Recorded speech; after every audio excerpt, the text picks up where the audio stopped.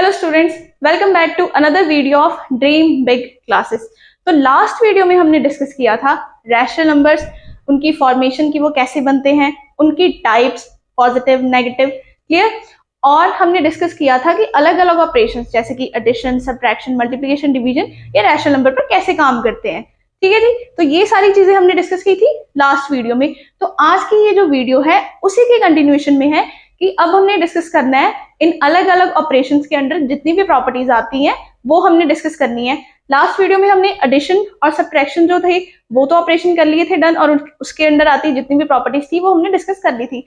आज की वीडियो में हमने करना है मल्टीप्लीकेशन ऑपरेशन और डिवीजन ऑपरेशन के अंडर जितनी भी प्रॉपर्टीज आती हैं वो हमने आज डिस्कस करनी है।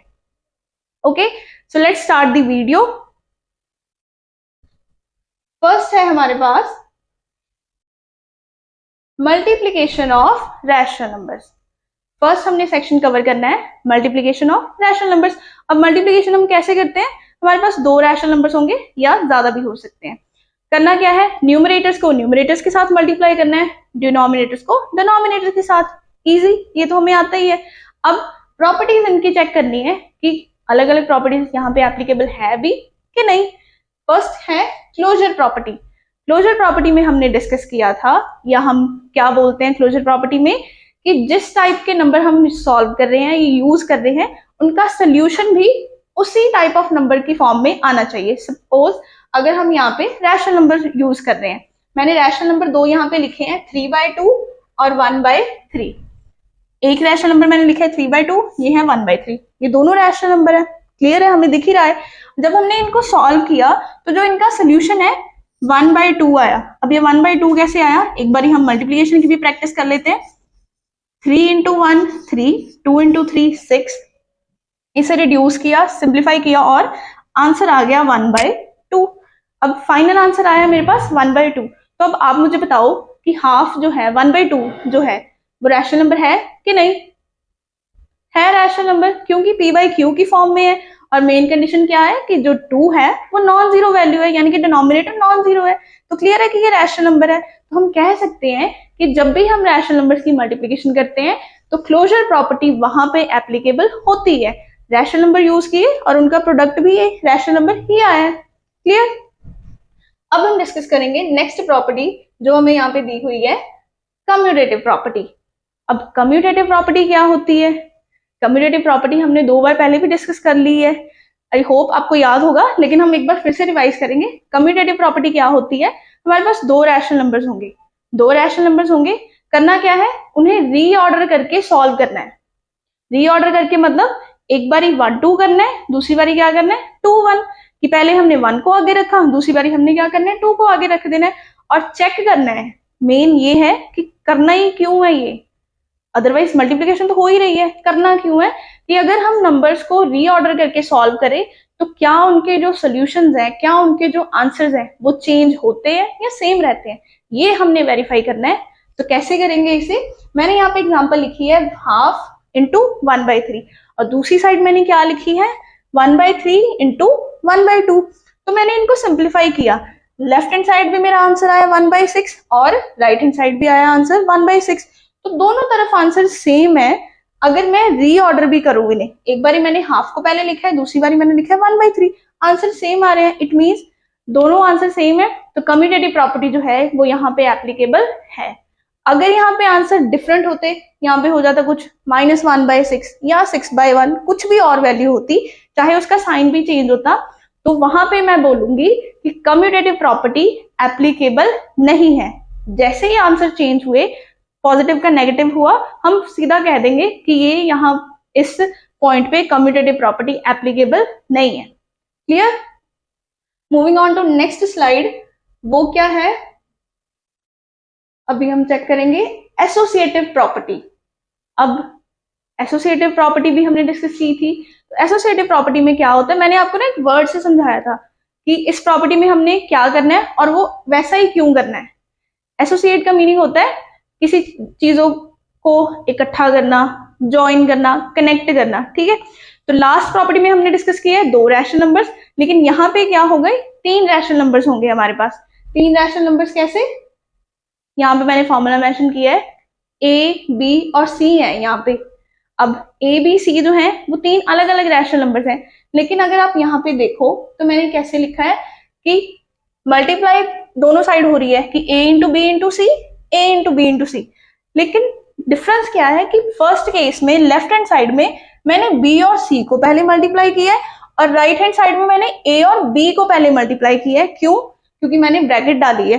अब बॉड मास का रूल हमने सभी ने पढ़ा है, तो जहां पे ब्रैकेट होती है हम सबसे पहले प्रेफरेंस उसी टर्म्स को देते हैं कि जहां पे ब्रैकेट है हम पहले उसे सॉल्व करेंगे। क्लियर है?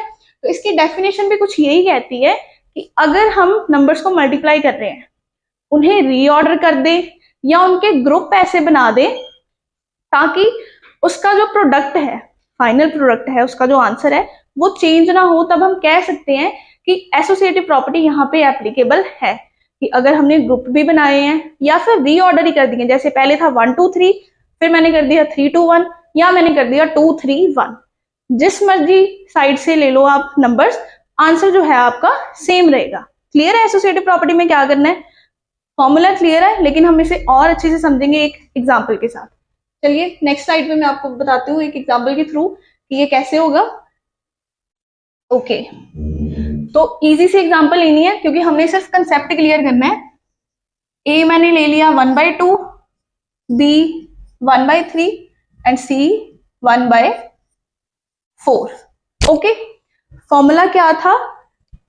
ए बी सी क्या हो रहे हैं? मल्टीप्लाई।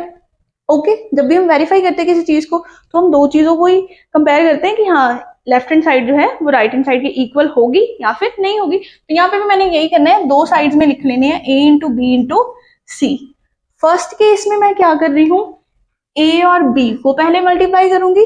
सेकेंड साइड मैंने क्या करना है, b और c को कर रही हूँ। अब डेफिनेशन में मैंने आपको बताया कि या तो आप रीग्रुप कर सकते हो या रीऑर्डर कर सकते हो। मैंने एग्जाम्पल में कौन सा मेथड यूज किया है? ग्रुप का, कि मैंने एक बार ए बी का ग्रुप बनाया और यहाँ पे मैंने क्या बनाया? बी सी का। ठीक है, तो मैंने अब क्या करना है, इन दोनों की वैल्यूज फिल करनी है, दोनों साइड्स मैंने वैल्यूज फिल करनी है। ए की वैल्यू है 1/2, बी की वैल्यू है 1/4।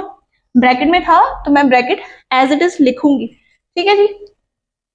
सी की सॉरी बी की मैंने यहाँ पे वैल्यू गलत लिख दी है, तो बी की वैल्यू है यहाँ पे 1/3 और सी की वैल्यू है 1/4। सिमिलरली यहाँ पे भी मैं पहले वैल्यू सब्स्टिट्यूट कर दूं फॉर्मूला में। डन, वैल्यू सब्स्टिट्यूट कर दी। अब सिंपल मल्टीप्लीकेशन है कि जो ब्रैकेट में है पहले उसको सॉल्व करना है। ऊपर आ जाएगा न्यूमरेटर में 1 into 1 1, 2 into 3 6 in the denominator into 1/4 जो हमने एज इट इज लिख देना है, जो सी की वैल्यू थी। Right hand side 1/2 as it is, क्योंकि अभी हमने इसे सॉल्व नहीं करना। ब्रैकेट में क्या था 1/3 इंटू 1/4, इसे सॉल्व करके आ गया हमारे पास 1/12। अब फाइनल वैल्यू हमारे पास आई है 1/24 और इधर भी कितनी आई है 1/24। अब मैंने की मल्टीप्लीकेशन है, लेकिन ग्रुप मैंने अलग अलग किए थे कि पहले मैंने ए बी को मल्टीप्लाई किया है, लेकिन बाद में मैंने क्या किया है बी और सी को। पर जो भी मैंने किया है स्टार्टिंग में, लास्ट में उसने मुझे रिजल्ट तो सेम ही दिया है। इट मीन्स मल्टीप्लीकेशन हम जैसे भी करें, ऑर्डर चेंज करके या ग्रुप बना के, आंसर हमारा जो कि फाइनल प्रोडक्ट होगा वो सेम ही रहेगा। तो अगर मैं इस फॉर्मूला को मॉडिफाई करूं तो मैं यहाँ पे इक्वल का साइन लगा सकती हूँ कि मल्टीप्लीकेशन जो है वो एसोसिएटिव प्रॉपर्टी उस पर एप्लीकेबल होती है कि हमारे जो प्रोडक्ट हैं वो इक्वल ही आएंगे, अगर हम रीग्रुप भी कर दें या फिर री ऑर्डर भी कर दें। क्लियर? आई होप क्लियर हो गया होगा, क्योंकि अब हमने एग्जाम्पल भी डिस्कस कर ली है। अब चलते हैं हमारी स्लाइड पे वापस, क्योंकि हमने और प्रॉपर्टीज वहां पे करनी है डिस्कस। नेक्स्ट प्रॉपर्टी जो है यहाँ पे वो है मल्टीप्लिकेटिव आइडेंटिटी। Multiplicative identity. अब लास्ट वीडियो में हमने एक टर्म की थी एडिटिव आइडेंटिटी। एडिटिव आइडेंटिटी में हमने क्या किया था कि हमने कोई ऐसा नंबर ढूंढा था जिसे अगर हम रैशनल नंबर में ऐड करें तो वो हमें सेम वैल्यू दे उस नंबर की, चेंज ना करे। अगर वो पॉजिटिव है, सपोज अगर वो पॉजिटिव 4/5 है तो वो पॉजिटिव 4/5 ही रह जाए, चेंज ना करे। ठीक है, तो सेम यहाँ पे भी हमने कुछ उसी तरह समझना है मल्टीप्लिकेटिव आइडेंटिटी, कि हम रैशनल नंबर को एक ऐसी वैल्यू से मल्टीप्लाई करें ताकि उसकी जो वैल्यू है वो चेंज ना हो, सेम रह जाए। अब क्या आप सोच सकते हो कि हम कौन से ऐसे नंबर से मल्टीप्लाई करें रैशनल नंबर को, या फिर किसी भी नंबर को कि उसकी वैल्यू जो है वो चेंज ना हो उस केस में। इजी है ये, वैसे हम करते भी रहते हैं कि चल जी आप अपने दोस्त को बोल रहे हो कि मुझे कोई ऐसा नंबर बता कि जिससे तू मल्टीप्लाई भी कर दे लेकिन वो चेंज भी ना हो वैल्यू। सोचा है कभी आपने ऐसे? सोचा होगा जरूर। तो इसका आंसर है 1, कि 1 को अगर हम किसी भी नंबर से मल्टीप्लाई कर दें, रैशनल नंबर है, इंटीजर है, होल नंबर है, उसकी वैल्यू नंबर की सेम ही रह जाती है। फॉर एग्जाम्पल यहाँ पे मैंने लिखा है कि 4/7 एक रैशनल नंबर है, मल्टीप्लाई किया 1 से, आंसर तो फिर भी 4/7 ही आया, सेम आया, कोई साइन नहीं चेंज हुआ, कोई वैल्यूज नहीं आगे पीछे हुई कि ऑर्डर चेंज हो गया या न्यूमरेटर डिनोमिनेटर बन गया, डिनोमिनेटर न्यूमरेटर, कुछ नहीं हुआ, सेम वैल्यू आ गई हमारे पास। तो इस तरह की प्रॉपर्टी को बोलते हैं आइडेंटिटी को बोलते हैं मल्टीप्लिकेटिव आइडेंटिटी। और वो ऐसी कौन सा नंबर है जो ये आइडेंटिटी हमें बताता है कि ये होती है आइडेंटिटी, वो है 1, कि 1 वो ऐसा नंबर है। ठीक है, नेक्स्ट है 0 प्रॉपर्टी। अब 1 की तो प्रॉपर्टी होगी, वो खास है, क्यों? क्योंकि वो किसी भी नंबर से मल्टीप्लाई होगा सेम नंबर देगा। 0 कह रहा है मैं क्यों पीछे रहूं, तो 0 ने भी अपनी एक प्रॉपर्टी बनाई है। कैसे? कि अगर हम 0 को किसी भी रैशनल नंबर से मल्टीप्लाई करें तो हमारा आंसर कितना आता है? कितना आता है? 0। यस, 0 को अगर हम किसी नेगेटिव नंबर से मल्टीप्लाई कर ले, पॉजिटिव से कर ले, छोटे नंबर से मल्टीप्लाई कर ले या फिर बड़े से कर ले, जैसे करोड़, 10, कोई भी पॉजिटिव नेगेटिव जैसी वैल्यू है वो उसे हमेशा 0 ही कर देता है। तो यहाँ पे हमने कैसे एग्जांपल डिस्कस करनी है, ये मैंने कोई नंबर लिखा हुआ था बहुत बड़ा है, तो अब आप बोलोगे कि हम पढ़ तो रहे हैं रैशनल नंबर, लेकिन ये तो रैशनल नंबर है ही नहीं, तो मैं अब इसे रैशनल नंबर बना देती हूँ आपके सामने, अपॉन 1 करके बन गया रैशनल नंबर। तो अब मैंने इस रैशनल नंबर को 0 से मल्टीप्लाई किया, आंसर कितना आया? 0। इतना बड़ा नंबर था, अब सोच रहे हो कि मल्टीप्लाई होगा कितनी टफ होगी, कुछ नहीं, 0 है, 0 के साथ कोई भी नंबर मल्टीप्लाई होगा वो हमें 0 दे देगा आंसर। क्लियर है? तो ये तो थी प्रॉपर्टीज कुछ मल्टीप्लीकेशन ऑफ रैशनल नंबर्स के अंडर आती। लेकिन इसके अलावा एक और प्रॉपर्टी जो है, जो हमने ना ही एडिशन में पढ़ी है ना ही सब्ट्रैक्शन में पढ़ी है, वो हमने मल्टीप्लीकेशन के केस में डिस्कस करनी है, वो हम करेंगे अभी डिस्कस नेक्स्ट स्लाइड्स में कुछ। आई होप ये सारी चीजें आपको क्लियर हो गई होंगी अच्छे से। ओके, अब हम मूव करते हैं नेक्स्ट स्लाइड पे, उसमें है distributive property of multiplication over addition and subtraction. अब आपके दिमाग में एक क्वेश्चन तो जरूर आया होगा पक्का, कि पढ़ रहे हैं मल्टीप्लिकेशन लेकिन अब एडिशन भी आ गया बीच में, सब्ट्रैक्शन भी आ गया, ये कैसे होगा? इजी है, जैसे जैसे हम करते जाएंगे आप क्लियर होता जाएगा कि ये कैसे रिलेट करते हैं या हमने इसे कैसे समझना है। क्लियर? तो अब वर्ड पहले समझते हैं कि जो हमने फॉर्मूला बोला है उसका मीनिंग क्या है। अगर मीनिंग पता होगा तभी हम रिलेट कर पाएंगे कि हाँ हमने करना क्या है इस सम में। ठीक है, तो डिस्ट्रीब्यूटिव प्रॉपर्टी, अब प्रॉपर्टी है, ठीक है, किस चीज की है? डिस्ट्रीब्यूटिव। डिस्ट्रीब्यूटिव वर्ड कहाँ से आया है? डिस्ट्रीब्यूट से, ऑब्वियसली। तो डिस्ट्रीब्यूट का मीनिंग क्या होता है? बांटना, शेयर करना। क्लियर? तो हमने डिस्ट्रीब्यूट करना है किसे? Of multiplication, distributive property of multiplication, कि हमने मल्टीप्लीकेशन जो ऑपरेशन है उसे डिस्ट्रीब्यूट करना है। आधे नाम का मतलब क्लियर हो गया हमें कि हमने मल्टीप्लीकेशन जो ऑपरेशन है उसे डिस्ट्रीब्यूट करना है। नेक्स्ट मैंने लिखा है ओवर एडिशन एंड सब्ट्रैक्शन। अब ओवर एडिशन एंड सब्ट्रैक्शन का मीनिंग क्या है? तीनों ऑपरेटर्स या दो ऑपरेटर्स एक साथ आएंगे हमारे पास, मल्टीप्लीकेशन एडिशन हो गया, मल्टीप्लीकेशन सब्ट्रैक्शन हो गया, हमने एक को प्रेफरेंस देनी है। अब कैसे डिसाइड करेंगे कि किसे प्रेफरेंस देनी है? क्योंकि तो हमें नाम ही सजेस्ट कर रहा है कि हमने मल्टीप्लीकेशन को प्रेफरेंस देनी है ओवर एडिशन, कि एडिशन होगा वहां पे लेकिन हमने एडिशन के ऊपर मल्टीप्लीकेशन को प्रेफरेंस देनी है। क्लियर है? दो क्वांटिटीज हैं, हम उन्हें कंपेयर कर रहे हैं कि सेकंड को छोड़ के हमने फर्स्ट वन को प्रेफरेंस देनी है। तो यहाँ पे फर्स्ट वन कौन सी है? मल्टीप्लीकेशन। तो यानी कि दो केसेस हमें दिए होंगे, मतलब दो ऑपरेशंस हमें दिए होंगे। फॉर एग्जांपल अब मैं आपको इस फॉर्मूला से समझाती हूँ। हमें उन्होंने क्या दिया है? a into sum of b plus c, कि a is multiplying with the sum of b plus c, कि ये नंबर मल्टीप्लाई भी हो रहा है लेकिन किससे मल्टीप्लाई हो रहा है? दो नंबर्स के आगे समेशन से, कि उनका सम है उससे मल्टीप्लाई हो रहा है। तो अगर आप जितनी अभी आपको नॉलेज है, जितना हमने पिछली क्लासेस तक पढ़ा हुआ है, ठीक है, तो उसके अकॉर्डिंग आप कैसे सॉल्व करोगे। अगर आपको कभी ये सम आ जाए ना a इंटू बी प्लस सी, तो आपका पहली अप्रोच क्या होगी कि आप ब्रैकेट को पहले सॉल्व करोगे। ऐसा ही करते हैं बच्चे, मैंने भी ऐसे किया था जब तक मुझे ये रूल नहीं पता था। हम क्या करते थे कि बी और सी को सम अप कर दिया, सपोज यहाँ पे 1 है, 1 इंटू, ये मैं कैंसिल आउट कर देती हूँ, 1 इंटू 3+4, ये मैंने वैसे ही कोई नंबर लिए हैं, ठीक है, 1 इंटू 3+4। तो आप क्या करोगे, पहले ब्रैकेट सॉल्व कर दोगे, ब्रैकेट सॉल्व करके हमारे पास आया 7, और लास्ट में उसे मल्टीप्लाई करोगे। जब तक हमें ये प्रॉपर्टी नहीं पता होती ना, तो हम इसी अप्रोच से सम सॉल्व करते हैं। लेकिन अब डिफरेंस क्या है, यहाँ पे मैंने की थी पहले एडिशन, लेकिन अब जो हमने फॉर्मूला पढ़ना है उसमें हमने पहले मल्टीप्लीकेशन करनी है। वो मल्टीप्लीकेशन कैसे करनी है, जो भी हमें नंबर बाहर दिया हुआ है मल्टीप्लीकेशन के साइन के साथ, उसे हमने पहले करना है फर्स्ट नंबर के साथ मल्टीप्लाई, जो कि ब्रैकेट के अंदर है, ठीक है, यानी कि a इंटू बी उन्होंने लिख दिया, a into B, then b के बाद जो भी ऑपरेटर है, यहाँ पे कौन सा है, पॉजिटिव प्लस का, तो मैंने प्लस का साइन लगा दिया, ठीक है। नेक्स्ट a को फिर मल्टीप्लाई करना है c के साथ, जो कि है सेकेंड नंबर उसी ब्रैकेट में, तो a इंटू सी मैंने लिख दिया। क्लियर है कि हमने इस तरीके से अब सॉल्व करना है, ये हमारा न्यू मेथड है सॉल्व करने का इस टाइप के सम को।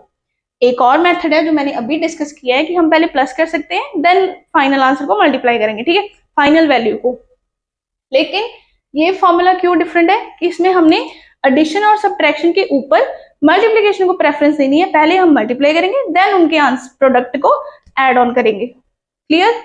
माइनस का भी फॉर्मूला देख लेते हैं, सब्ट्रैक्शन का कैसे होगा, a into B minus C. Solve कैसे करना है, दो स्टेप्स में हमने करना है। स्टेप 1 होगा a और b की मल्टीप्लिकेशन, ये हो गया स्टेप 1। a इंटू बी की मल्टीप्लिकेशन कैसे होगा, a into B. Clear. Next b के बाद जो भी ऑपरेटर लगा है वो हमने एज इट इज नोट कर देना है। ओके। स्टेप 2 क्या होगा, बाहर वाले नंबर की सेकंड वाला जो नंबर अंदर प्रेजेंट है ब्रैकेट में उसके साथ multiplication, that is a into C. ये दो स्टेप हो गए। ए बी का प्रोडक्ट कितना होगा, A B minus operator as it is A C.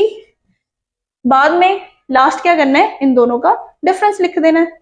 Easy है कि हमने अब मल्टीप्लिकेशन को प्रेफरेंस देनी है। ओके। तो चलिए अब इस फॉर्मूला को, इस प्रॉपर्टी को एक एग्जांपल के साथ डिस्कस करते हैं, तब आपको और ज्यादा क्लियर हो जाएगा ये फॉर्मूला। ओके। तो नंबर हम फिर से लिख लेते हैं, 3 रैशनल नंबर लेने हैं और वो तीनों होने भी चाहिए अलग अलग। ठीक है।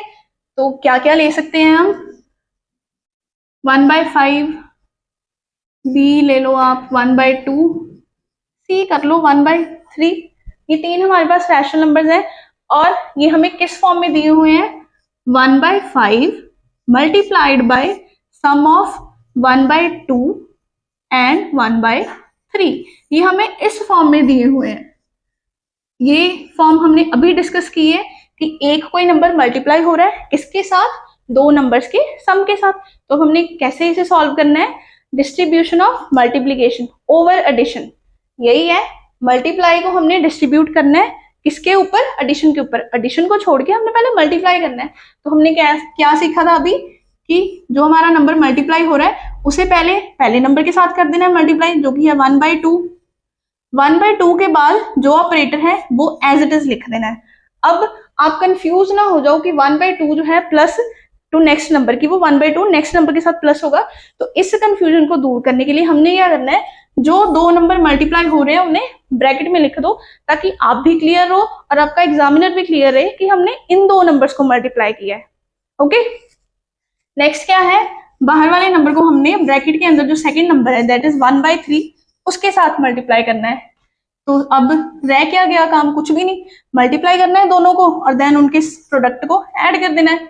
तो 1/5 इंटू 1/2 गिव्स अस 1/10 प्लस 1/15।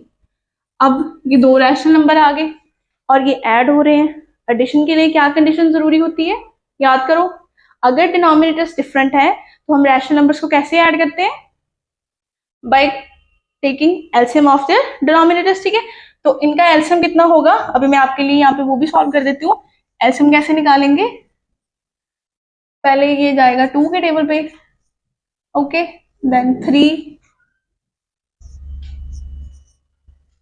उसके बाद 5।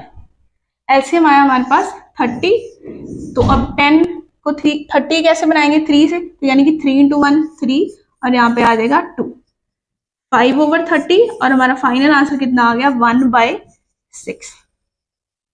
क्लियर है कि हमने इस तरीके से डिस्ट्रीब्यूटिव प्रॉपर्टी फॉलो करके ये हमने बनाने हैं, सॉल्व करने हैं आंसर। क्लियर है। अब अगर आप चाहो कि नहीं मैंने तो उसी प्रॉपर्टी से करना है, अगर जब कि जो हमें आता है ऑलरेडी, हमने मेथड सीखा हुआ है बॉड मास वाला, अगर आप उस मेथड से भी करना चाहो ना कर सकते हो, लेकिन अनटिल एंड अनलेस जहां आपको ये मेंशन ना किया हो कि डिस्ट्रीब्यूटिव प्रॉपर्टी से ही सॉल्व करना है, अगर ऐसा मेंशन नहीं किया तो आप वो भी कर सकते हो, आंसर आपका सेम आएगा। ये आप अभी वीडियो पॉज करके चाहे तो सॉल्व करो उस तरीके से और दोनों के आंसर कंपेयर करो, आपके आंसर सेम ही आएंगे किसी भी वैल्यू के लिए। ओके, तो जब तक आपको मेंशन नहीं किया गया आप दोनों में से कोई भी मेथड फॉलो कर सकते हो, लेकिन जब उन्होंने मेंशन कर दिया कि by using distributive property solve it, तो आपको यही फॉर्मूला प्रॉपर्टी फॉलो करनी पड़ेगी।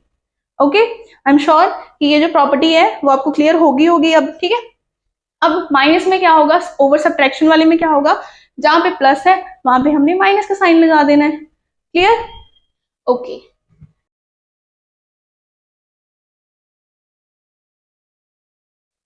तो ये था हमारा video, multiplication of rational numbers के अंदर जितनी भी प्रॉपर्टीज आती हैं हमने इसमें वो डिस्कस की है। क्लियर। तो नेक्स्ट वीडियो जो हमारी होगी उसमें हमने डिस्कस करना है डिवीजन ऑफ रैशनल नंबर्स के अंदर जितनी भी प्रॉपर्टीज आती हैं वो हमने सारी डिस्कस करनी है। ओके, तो आई होप कि ये वाली जो वीडियो है, आज की जो वीडियो है पार्ट 2 ऑफ रैशनल नंबर्स, आपको अच्छे से क्लियर होगी। अगर फिर भी आपको कोई डाउट हुआ तो आप मुझे अपना डाउट कमेंट बॉक्स में सेंड कर सकते हो। Okay, so I hope you like this video and you found this informative. So please subscribe our channel Dream Big Classes.